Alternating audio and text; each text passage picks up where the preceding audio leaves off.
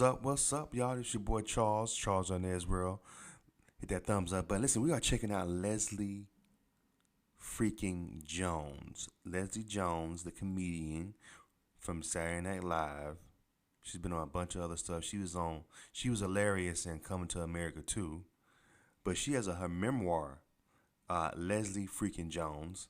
That's the censored version. Anyway, y'all, we'll go ahead and play a snippet of it. And I'm going to come back with my reaction. Hit that thumbs up button and subscribe to the channel. Chapter 4 The Stuttering Uncle. Danita Abernathy and I were walking through the quad at Colorado State one night. We just came from Hardee's, which is my favorite place. I don't even know if Hardee's is still open, but at the time they used to have these apple pies. So we would go get 2 apple pies and the little hamburger special. Anyway, we was coming through the quad, and on the right side, I remember this specifically because it was such a little bitty sign. Like, you know how you can go into those shops and they have those little signs, like it almost looks like the don't walk here because it's wet, and they had a sign on there like advertising something. That's what this sign looked like. And we were walking, and I was like, "Yo, did they say funniest person on campus?" It was like funniest person on campus contest, and I was like, "Oh wow!" And she was like, "You should enter." And I was like, what? I was like, you stupid. I was like, why would I do that? Like, I was a basketball player. Why would I be doing, a comedy competition? And I think she had to go to class. So I went home. Because we always would see each other after class. Like, she would finish her class and either come over my house or I'd go over her house. And this particular night, she came over my house and she ran in. She was like, girl, I entered you in that contest. I was like, what? And she was like, I entered you into the contest. And I was like, girl, what the fuck? Why would you do that? Why would you do that? Like, in my head, I was thinking, like, go off on her because, like, bitch, you don't fucking do that. Like, this is my life. You don't do that. But part of me was like, oh, you entered me into that? Like, I wasn't mad, but I was mad, but I wasn't mad. I was like, why would you do that? And she was just like, I don't think that you understand how funny you are. I don't think you notice that whenever you're always invited to all the parties because people think that you are going to make them laugh. I'm constantly laughing around you. Like, she was like, you never notice that people are always falling out laughing at what you say? And I was like, yeah, but it's like, it's because, when I was growing up, my dad let me listen to the Richard Pryor albums, like the Millie Jackson albums, like the Bill Cosby's and the Red Fox, and like I had my own Eddie Murphy. I'm like, it was like I knew comedy, but I didn't consider myself an actual comic, an actual comedian. Because when you're looking at these people like Richard Pryor and Whoopi Goldberg and the people that you admire on stage, you don't think of yourself as doing that actual shit. You're like, nah, them people are inside the TV. They're untouchable. Like, you can't be like them, So, but I did know that I had a great sense of humor, and I knew what funny. Okay, so let me stop this right here. Hit that thumbs up button. So check this out, y'all. Is this actually a book that she came out with? Because I feel like she's just talking. Usually audiobooks, you listen to an audiobook and you can hear the person, you can tell that they're reading. But this just sounds like she's just recording herself telling stories from her past. So I wonder, is the book like this? Like, is there an actual paper book that you can read that she actually, like, I'm just curious, like, or is it just completely like an audiobook? I'm just wondering if anybody might know. Let's continue on. It was for me, you know what I'm saying? Because, like I said, the first time I heard Richard Pryor, all I kept thinking was, this guy is living my life, but how is he making it so hilarious?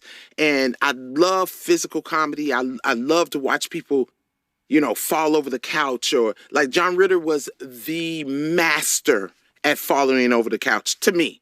Like, slip on a banana peel will always be a funny joke because it's physical. It will always be funny. You can translate it to anything. It will always be funny.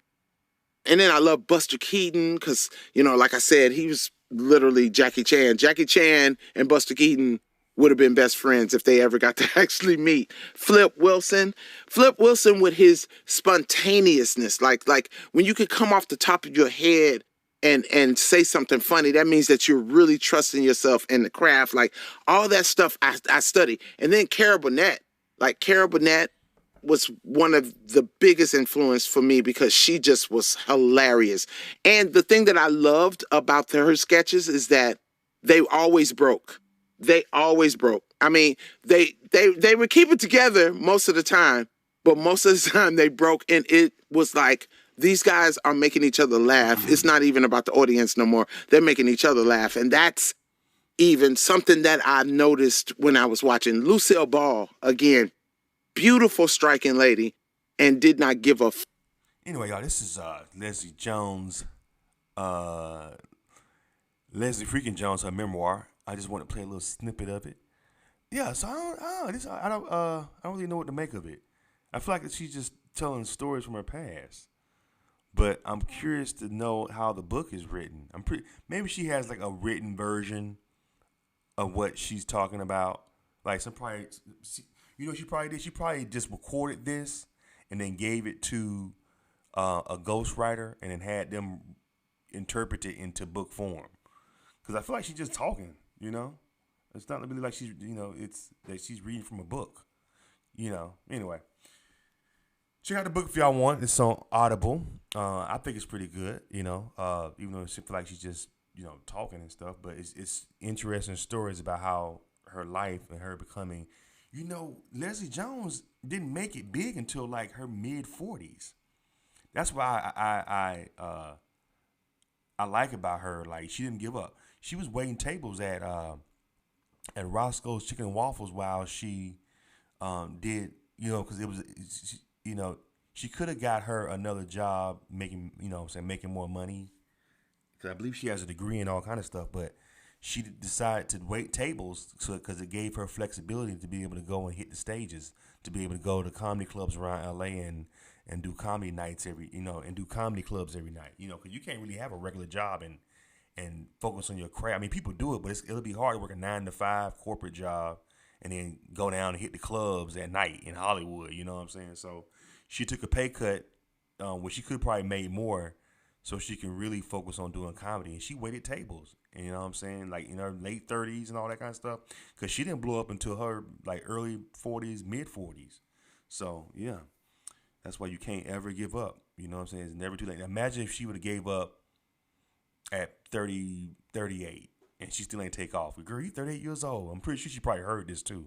You 38 years old. You might as well get that shit up, girl. You ain't gonna make it yet. You still, you waiting tables at 38. You got a degree. You might as well get you a regular job. It ain't gonna happen. Or maybe even when she turned 40, girl, you 40 years old, girl. You still trying to be a comedian?